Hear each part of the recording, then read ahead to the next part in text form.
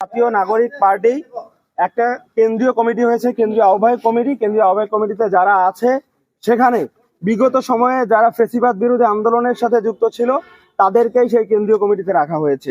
এখন আমাদের যে কনসার্নের জায়গা সেটা হচ্ছে মহান মুক্তিযুদ্ধ, ভাষা আন্দোলন এবং 2024 সালের যে গণ অভ্যুত্থান, এটাকে মুখোমুখি দাঁড় করানোর জন্য একটা ষড়যন্ত্র চলছে। আমরা সবসময় বলছি মহান মুক্তিযুদ্ধের যে ইতিহাস সেটা আমাদের গৌরবান্বিত ইতিহাস, এটাকে সমুন্নত রেখেই সেটাকে আমাদের অস্তিত্ব ধরেই আমাদেরকে এগিয়ে যেতে হবে। ভাই প্রশ্নটা এটা ছিল না ভাই, আমার প্রশ্নের পয়েন্টে উত্তর দেন। ভাই আমার আরে আমি বলতেছি তো প্রশ্ন ছাত্রলীগকে নিয়ে ঘুরছো, ছাত্রলীগ কেন অরিজিনাল আপনি পয়েন্টের উত্তর দাও, পয়েন্টের উত্তর দাও। তাহলে কি একটা সেন্ট্রালের নেতা, সেন্ট্রালের লিডার আসছে, আপনি প্রশ্ন বুঝতেছেন না ভাই? কেন প্রশ্ন ঘুরাচ্ছ তুমি? কি ভাই আমি সব সময় কেন ঘুরাচ্ছ? আপনি আমার কথাগুলো দেখবেন, আপনি আমার বক্তৃতাগুলো দেখবেন, তাহলে বুঝবেন যে কথা বলতে আমি আপনার কথা বলছি। ছাত্রলীগ কেন ভাই?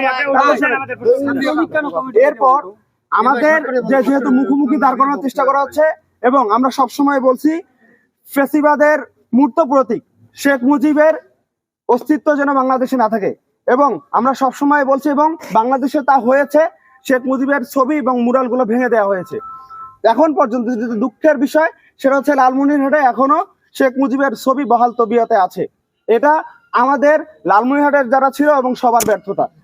এবং তাছাড়া শেখ মুজিব বাদ দিয়ে আমাদের মুক্তিযুদ্ধের সর্বাধিনায়ক, আমাদের 7 জন বীর শ্রেষ্ঠ, ভাষা আন্দোলন, আমাদের মুক্তিযুদ্ধকালীন সরকারের যে শপথ বাক্য গ্রহণ করা হয়েছিল, শপথ পাঠ করা হয়েছিল, সেই স্মৃতিগুলো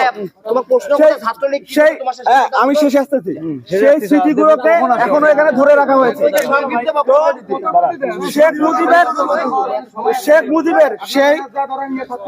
মুজিবের সেই ছবি বাদ দিয়ে আমাদের তো বাকিগুলোর সাথে আমাদের কোনো মতানৈক্য করার দরকার নাই, বাকিগুলোর সাথে তো আমাদের দেওয়ার দরকার নাই।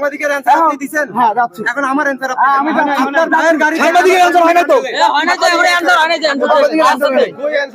ভাই আপনারা বলছেন না আপনারা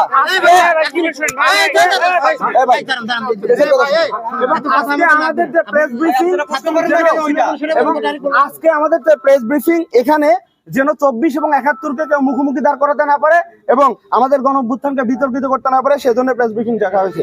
এবং আপনার যার কথা বলছেন আমি এখন পর্যন্ত জানি না যে সেখানে আসছে। হ্যাঁ আমি একজন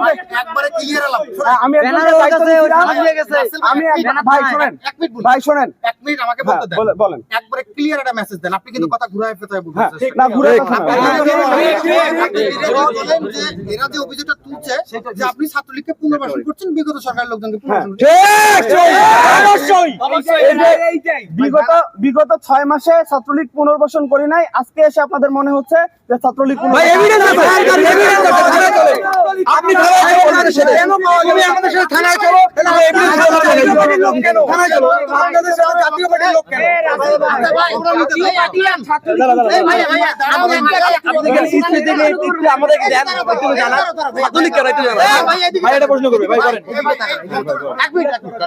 এদিকে তাকান, আপনি এক বাক্যে বলেন আপনাদের যে ব্যানারটা ছিল সেটা ওই ছাত্রলীগের হাতে কেন? ভাই আমার কথা শুনেন, আমি এখানে আসছি, আসার পথে আমাকে জেলা প্রশাসন থেকে বলা হয়েছে যে ভাই আমরা একটু কথা বলি, এবং তাদের সাথে কথা বলতে আসছি।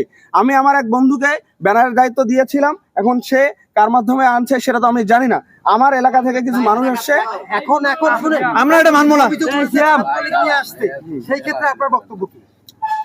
ছাত্রলীগ যদি এখানে এসে থাকে এবং সে যদি গণ অভ্যুত্থানে আমাদের আন্দোলনে আমাদের তোমার কথা বলছি, আপনার ভাইয়ের গাড়িতে ব্যানার হাতে নিয়ে আসছে এবং সে যদি আপনার গাড়ির পিছনে বসে ছিল সোহেল, আপনার ভাইয়ের গাড়ির পিছনে ব্যানার ছিল সোহেলের হাতে।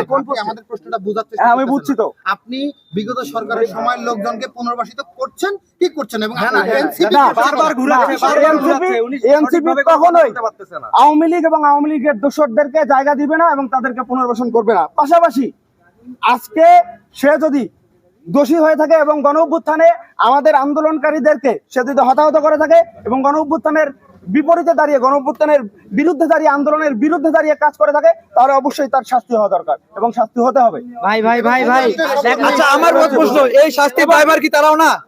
এবং মুরাল এই শাস্তি দায়ভার রাসেলরাও? এই আমি আমার জায়গা থেকে clear করলাম। আমাদের 5ই আগস্টের পর আমরা সবসময় বলেছি ফ্যাসিবাদের মূর্ত প্রতীক হচ্ছে শেখ মুজিবুর রহমান। তাকে এই বাংলাদেশে কোনোভাবেই তার ভাস্কর্য মুরাল রাখা যাবে না এবং বাংলাদেশের প্রত্যেকটা জায়গায় সেগুলো তুমি ধ্বংস মিয়া করা হবে। ছাত্রলীগকে নিয়ে আসতো মুজিবের ইয়া মানতে।